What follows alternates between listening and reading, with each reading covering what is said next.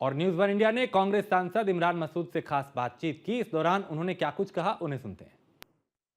तमाम विरोधों के बीच वक्फ संशोधन बिल सरकार पास करवाने की कवायद में जुटी हुई है। हमारे साथ बातचीत करने के लिए कांग्रेस पार्टी से सांसद इमरान मसूद हैं। सर, जिस तरीके से सरकार कह रही है कि हम इस बिल को पास कराएंगे, पेश करेंगे और पास करा लेंगे, आप लोगों को आपत्ति क्या हो रही है और किस तरीके से विरोध करेंगे आप लोग? अब भैया, ये पूरी तरीके से हमारे अधिकारों के ऊपर बुलडोज किया जा रहा है। संविधान की कई धाराएं जिनके ऊपर ये ओवरलैपिंग हो रही है।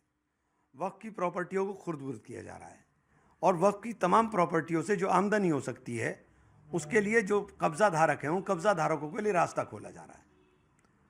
और ये सरकार जो कह रही है कि हम हक में, हक तो कुछ भी नहीं है इसके अंदर, आप तो सिर्फ बुलडोज कर रहे हैं।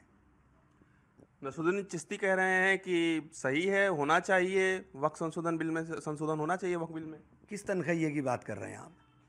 वो तनख्वाह लेता है सरकार से, वो तनख्वाह के ऊपर काम करता है सरकार की, तो जिसकी तनख्वाह लेगा उसकी बजा रहा है।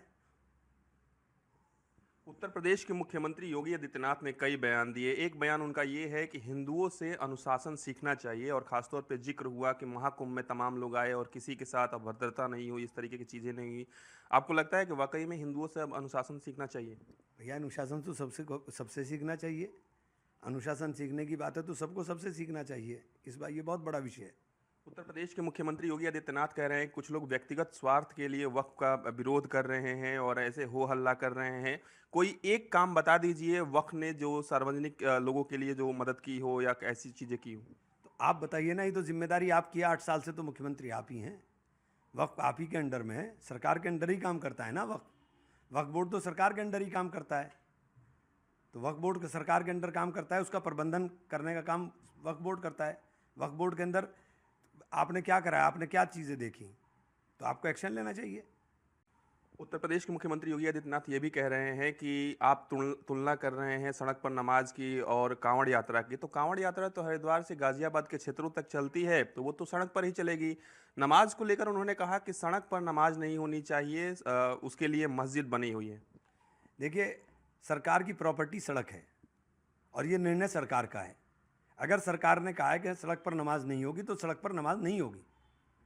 उसके पीछे कारण है कि अगर हमें कहीं नमाज पढ़नी है तो हमें इजाज़त लेनी पड़ेगी और कोई इजाज़त नहीं दे रहा है तो हमारी नमाज नहीं होगी। तो ये सबको समझना चाहिए, कोई ज़िद्दबंदी नहीं है ये।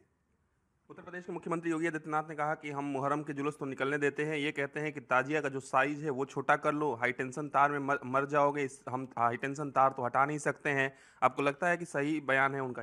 देखिए, हाई टेंशन तार वजह तो है। अब ये प्रैक्टिकली मुमकिन नहीं है कि आप लाइट को पूरी तरीके से बाधित करें। ये प्रैक्टिकल मुमकिन नहीं है, इस बारे में सोचना चाहिए। कावड़ के अंदर भी आपने हादसा देखा था, कितना बड़ा हुआ था हाई टेंशन वायर से। तो आप समर्थन कर रहे हैं सीएम योगी के इस बयान? हाँ, बिल्कुल। हाई टेंशन वायर का इस बात को देखना चाहिए, इस बात को समझना चाहिए कि कहीं कोई दुर्घटना ना हो जाए। इंसान की जान बहुत कीमती है। धन्यवाद। हमारे साथ बातचीत कर रहे थे कांग्रेस सांसद इमरान मसूद। वीडियो रविकांत के साथ मैं पीयूष तिवारी, नई दिल्ली।